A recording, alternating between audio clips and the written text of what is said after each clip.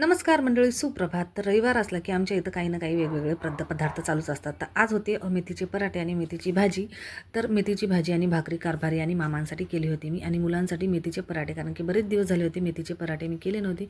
मुलांची खास डिमांड होती म्हणून मी त्यांना करून दिले, आणि बघता इथं छान बनून तयार होते आणि मुलं मस्त आपला नाश्ता एन्जॉय करत होते. त्यानंतर आता मुलं त्यांचा अभ्यास वगैरे करत बसले होते. आता मी म्हणलं माझे जे काम आहे ते करून घ्यावी. तर आज मी बनवते तूप.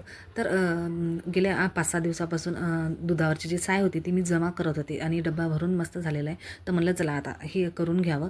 आणि तूप घरच्या घरी बनवलेलं जरा चांगलंच असतं. बाहेर विकतून आणलेलं तेवढं काही विशेष नसतं, आणि कधी कधी मिसळ पण असतो तो. त्यासाठी मग घरीच तूप बनवते. आता खास करून तर मी खरं सांगते, मला बिलकुल तूप आवडत नाही. आमच्या घरात कोणीच खात नाही, फक्त आमचे कारभारी तेवढे तूप खातात.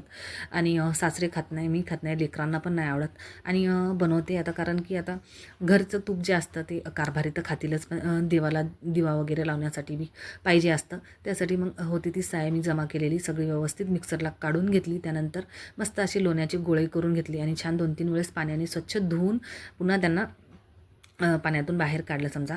आता मला जसं जमते ते सांगते तुम्हाला.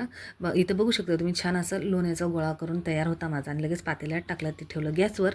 आता याचं छान असं साजूक तूप निघेल, आणि घरात इतका छान सुगंध पसरला होता. तर बघू शकताय.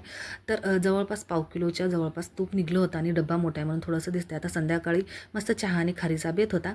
चला आता मी लागते माझ्या संध्याकाळच्या स्वयंपाकाला.